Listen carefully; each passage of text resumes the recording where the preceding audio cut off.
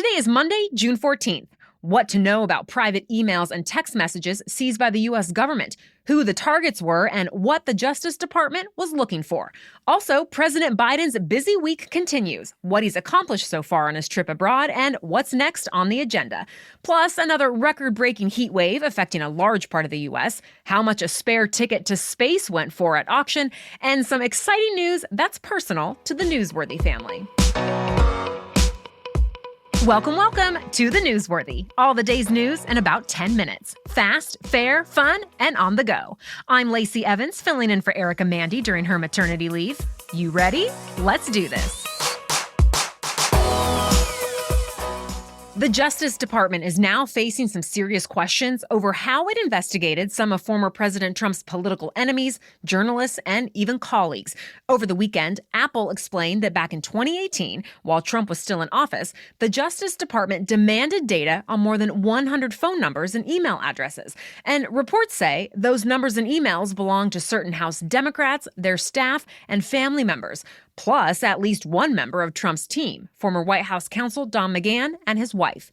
Also in recent weeks, the Justice Department revealed the same investigators secretly seized phone records from journalists at news outlets like The Washington Post, CNN, and New York Times. Apple says it normally would have told those people it had to turn over their data when it happened, but in this case, it legally couldn't because of a gag order. That gag order just expired. So why did the Justice Department want their data in the first place?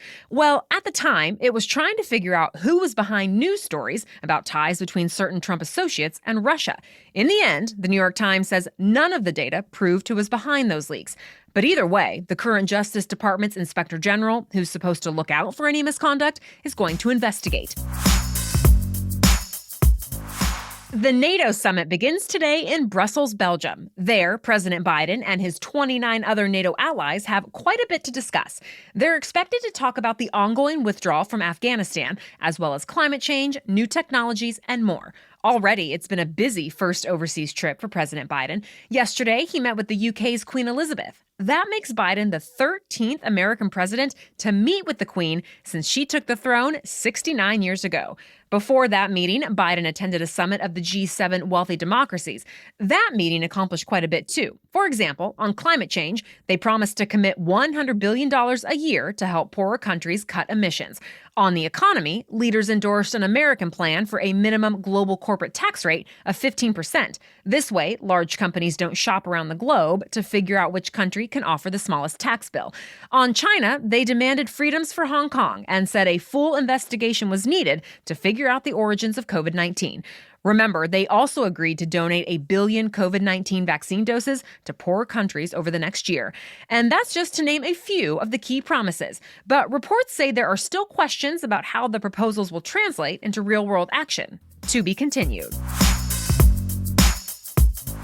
It's the end of an era in Israel. Benjamin Netanyahu's record 12-year run as prime minister came to an end, and the new prime minister, Naftali Bennett, was sworn in. This is a big deal because Israel is one of the most powerful countries in the Middle East, and the U.S. considers it one of its most important allies. But its political system there is pretty complicated. Remember, 4 Israeli elections in 2 years ended in a stalemate. So earlier this month, Netanyahu's Israeli opponents, from the left to the far right, reached the deal to form a new government there. Over the weekend, Netanyahu called it a weak and dangerous government, but the Israeli parliament approved it anyway. President Biden already called the new prime minister to congratulate him. The White House says Biden promised to work closely with the Israeli government to, quote, advance peace, security, and prosperity for Israelis and Palestinians. As for Netanyahu, he now becomes an opposition figure in the Israeli government, and he's vowed to fight the new leadership. Manhunts are underway around the U.S. after 3 mass shootings in just 6 hours. They happened in the cities of Austin, Texas, Chicago, Illinois, and Savannah, Georgia. First, 9 people were shot in Savannah, including a toddler and a teenager, on Friday night. 1 man was killed. So far, police don't have any suspects or many details about exactly what happened. Then, early Saturday morning, the one in Austin happened. Police say 2 gunmen opened fire on a crowded downtown street. One person was killed and 13 others hurt. One shooter, who was younger than 18 years old, was arrested. The other is still on the run. Next, less than an hour later in Chicago, 2 men opened fire on a group of people on the city's south side. One woman was killed, 9 other people were hurt. Police are still looking for suspects in that shooting, too. Sadly, these 3 shootings are part of a disturbing trend in the U.S. The Gun Violence Archive says so far this year, there have been 267 mass shootings. That group defines a mass shooting as an incident in which 4 or more people are shot. And it's not alone in tracking the trend. USA Today spoke to a criminologist who blames a lot of divisiveness in the world today on top of more guns and warm weather. He calls it a, quote, potentially deadly mix. Last week, it was the East Coast. Now it's the Southwest's turn to have the first major heat wave of the season. Dangerous heat moved in over the Rockies this past weekend, and as the week goes on, more and more people will be impacted. Temperatures are expected to be anywhere from 15 to 25 degrees above normal for this time of year in California, Nevada, Arizona, and Utah. And at least 10 states could experience scorching conditions. We're talking triple digits from California to Kansas. The most extreme heat is on tap for places like Phoenix, Arizona, and Palm Springs, California. There, temperatures could get up to 120 degrees. The National Weather Service started issuing excessive heat warnings and watches last week, and those warnings are expected to last through Friday. Much more news in a moment, but first, your main host, Erica Mandy, is here to talk about this week's sponsor, Rothy's. It's 2021, and nobody has time for uncomfortable shoes, right? That's where Rothy's comes in. In fact, Rothy's surveyed thousands of customers, and the number one word used to describe their shoes is comfy. And I could not agree more. With Rothy's, you don't have to worry about blisters or break-in periods.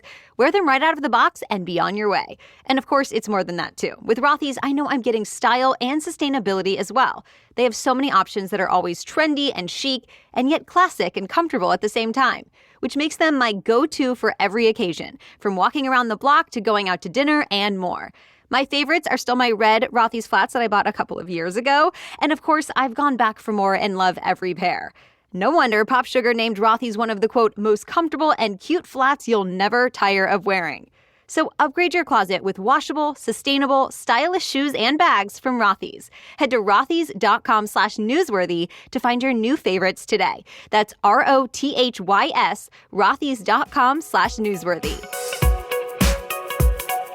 Popular car makers have become the latest target for hackers. Volkswagen and Volkswagen-owned Audi were hit by a data breach. Information was stolen from more than 3 million customers and prospective buyers, mostly here in the U.S. It includes phone numbers and email addresses collected from 2014 to 2019. VW says the hackers may have also gotten birthdays, social security numbers, and driver's license numbers from customers who applied for loans. Now, the company says it is reaching out to people affected, and it's offering free credit protection. As for how this happened, the cyber thieves apparently hacked a third-party vendor that many Volkswagen and Audi dealerships partner with for marketing purposes.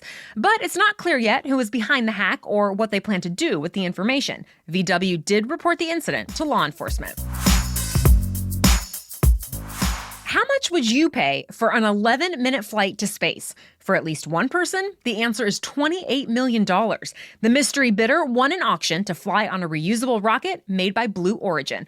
Remember, that's Amazon founder Jeff Bezos' new space company. Nearly 7,600 people from 159 countries registered to bid on the flight, but just one person won it. We don't know who they are yet, but Blue Origin says it will reveal the name in the next couple weeks. Their $28 million will be donated to Blue Origin's foundation, Club for the Future. That organization is meant to inspire future generations to pursue careers in STEM.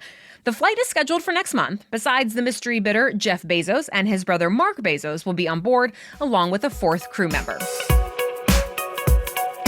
It was another record-breaking weekend at the box office. A Quiet Place 2 became the first movie to earn more than $100 million in American ticket sales since the start of the pandemic. The Hollywood thriller premiered only in theaters on Memorial Day weekend, and it's still only in theaters now. But the movie will be available to stream on Paramount Plus later this summer. Meanwhile, the much-anticipated musical In the Heights debuted this weekend, both in theaters and on HBO Max the same day. But it brought in much smaller audiences than critics predicted. In case you're not familiar, the movie is a musical based on a Broadway show by the same name, written by Hamilton creator Lin-Manuel Miranda. Well, it earned about $11 million at the box office, about half of what was expected. Serbian tennis star Novak Djokovic won his second French Open yesterday. With the win, Djokovic also set a new tennis record. Djokovic is the first man to win every Grand Slam title at least twice in the Open era. The Open era started in 1968 when Grand Slam tournaments were open to pros and amateurs alike. On the women's side, Czech player Barbora Krejcikova claimed 2 titles at the French Open. On Saturday, she was crowned the singles champion after winning in 3 sets. Then on Sunday, she and her partner swept their opponents to take the doubles title. The next big tennis tournament is Wimbledon, set to begin 2 weeks from today. And that's it for your main news today, but now it's time for Money Monday, where we talk about one interesting money-related news story. But first, here's Erica again with a quick word about our sponsor, Ritual. We all deserve to know what we're putting in our bodies and why, especially when it's part of our daily routines. That's why I appreciate Ritual's transparent approach. They have a one-of-a-kind visible supply chain, so you always know what nutrients you're taking and where they came from. In fact, I first heard about Ritual vitamins from my doctor, and the more I looked into them, the more I became a fan. And now I've been taking them for months. I also appreciate that I don't feel like I have to hold my nose when taking them, and they've never upset my stomach. I can take them with or without food. Plus, with Ritual, I never worry about running out. Ritual multivitamins are delivered every month with free shipping, always. And not only are they offering the Newsworthy listeners a discount, you can also get your money back for your first order if you don't love Ritual within your first month. So get your key nutrients with Ritual. And right now you can get 10% off during your first 3 months. Visit ritual.com/newsworthy to start your Ritual today. That's ritual.com/newsworthy. Now back to Money Monday. It may be the age of streaming, but music lovers still love the quality sound of a vinyl record. The Record Industry Association of America says record sales grew nearly 30% last year. It was also the first time since 1986 shoppers spent more money on records than on CDs. What's perhaps even more surprising? There's also been some renewed interest in cassette tapes. Reports credit popular movies and TV shows on that one. Characters in Guardians of the Galaxy and Stranger Things are seen grooving along to mixtapes, so that might have made some people feel nostalgic. And shoppers are still willing to head to traditional record stores to stock their collections. Hundreds of new record stores have opened in recent years. The AP reports about 1,400 record stores now exist nationwide, and shoppers spend more than $1 billion on vinyl records and CDs each year. Granted, that still pales in comparison to streaming, which sees sales of more than $10 billion a year. But the numbers suggest vinyl records still have a large fan base, and they aren't going anywhere anytime soon. Before we go, we have some exciting news for you. Our main host, Erica Mandy, welcomed a healthy, beautiful baby boy into the world over the weekend. Dax David Mandy was born Friday morning at 8 pounds, 6 ounces. Both Erica and Dax are feeling good. They're back home, and they say hi. We'll be posting some pictures of the new baby on our Instagram this week. So if you want to see Dax or send Erica well wishes, follow us at NewsWorthyPod. And of course, thank you for listening today and every day. We'll be back with much more news tomorrow. Until then, have a great day.